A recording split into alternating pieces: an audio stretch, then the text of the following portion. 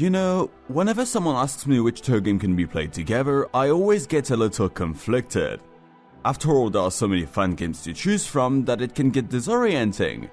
But when it comes to playing a game with friends, there is a game I always default to. And without a doubt, this one is none other than Gensou Skydrift.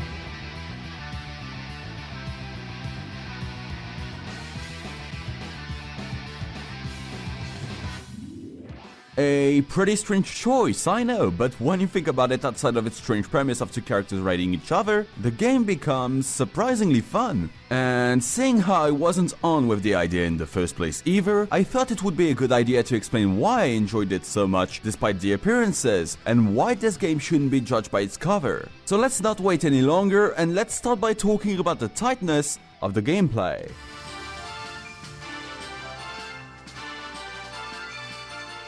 It might seem obvious seeing how we're talking about a racing game here, but it's basically what a good one boils down to. A good maneuverability, and some nice and intuitive controls. And in the event of Gensou Skydrift, it's definitely simple in its own right. Accelerating, drifting, switching characters, and using items are the only thing available, and this means that the game can be played with only 4 different keys. Well, actually 5 of them, since you can also look behind yourself to watch out for incoming attacks. Being that simple would be seen as bad, obviously, but the game goes much deeper in terms of mechanics, though that might also be one of its low points in a way.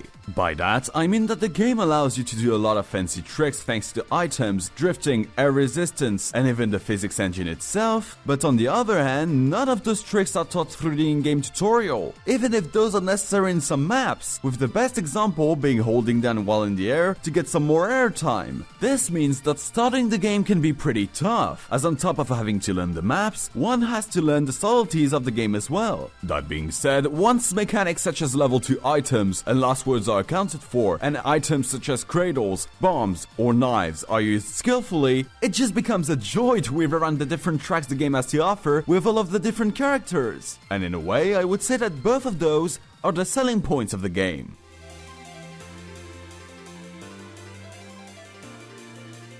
Starting by talking about the characters themselves, there are currently 22 of them to choose from, with all of them having their own little difference in terms of stats and last words. This means that it allows you to mix up your way of playing all the time, with some characters being speedy and slippery, while others are slower but more methodical around corners and sharp turns. There are also some powerful characters titled as such because of their high mass, but that's not something you'd want to say to Yukari or Kasen now, would you? Of course, this might seem like a small detail, but due to the fact that you have 2 characters to control here, choosing characters has a lot more depth than one first thinks, with that choice determining how well you'll do during the race in terms of speed and tricks. For example, do you want to go fast no matter the cost? Picking to flandre might seem like an obvious choice for this, but you will take much more time turning around corners. And alternatively, picking Nue for a turning power is a good idea if you're ready to trade some speed as a result. In the end, it all depends on the way you are playing, and it allows you to be creative.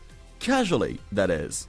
Yeah, it's no secret, but balancing a racing game can be extremely difficult. And in our case, it's clear that some characters have been made more equal than others. With the Cool Kids Club composed of a lot of speedy characters such as Suika, Ramilia, Giordano, and, well, just because I hate her at the moment, Alice being the equivalent of the high tier of this game at this point in time. And it's not rare to see those characters being played quite often in high-level play, especially since some maps like Hakugyokuro are heavily based around speed, and as such faster characters. But that's all a matter of balance really, and since the game is still being patched, it's possible for those issues to not be present later on. Simply put, it's not perfect, but it won't prevent the tracks from being fun to race on. And while we're talking about them, I still think the maps are one of the best parts of the game. Sure, they might not be the most visually pleasing because of the graphics being a little bit more simplistic than most games, but they compensate by their design and overall appeal. I've already talked about Hakugyokuro, which is a single lap course, but there are other maps such as the Old Capital or Redevelopment Area B that test your drifting skills, or even some tracks that stay interesting because of their numerous shortcuts such as Heaven or the Scarlet Devil Mansion. Not all of them are winners though. Tracks like the Moonlit Thicket, which is more of a time trial, and hazardous courses like Embers of Blazing Hell aren't as fun to play on. But regardless of the map you are racing on, you are guaranteed to have some killer music.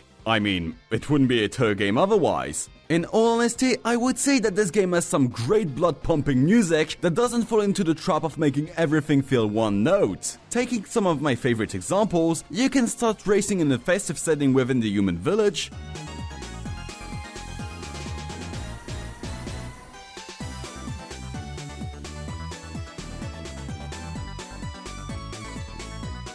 then follow this up with some metal in the underworld city depths,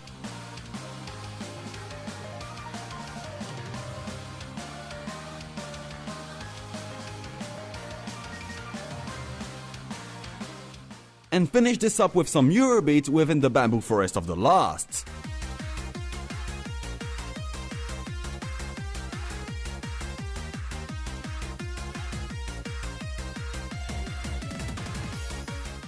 All in all, the maps in themselves are pretty good, and while I would have some complaints regarding the geometry of some maps like the Yokai Mountain, they are definitely not enough to hinder my fun while playing, especially with such a community backing the game up and easing up some of its issues.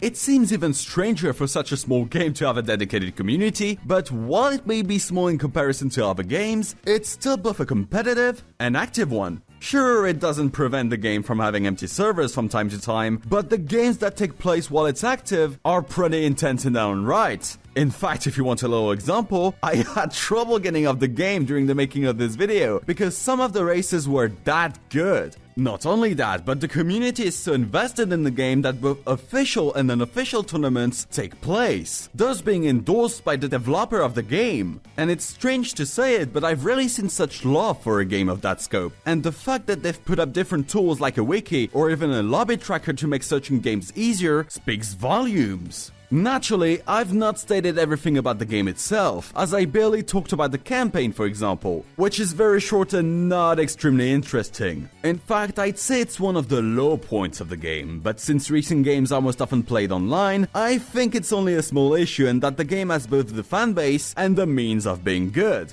But yeah, this is why I enjoyed the game as a whole. It's addictive, tight, competitive, it has variety, and it's simply fun to control, pick up and play. And while it may have a couple of issues here and there, they are not pronounced enough to ruin everything. Overall, if you are interested in racing games and you want to have a good time, I'd heavily recommend you pick this up. It's not too expensive, though it's by no means cheap, but it will last you quite a bit. And with that, I think the next race is about to start. So I'll see you later, everyone. Good luck, but most importantly, have a good day or night of racing.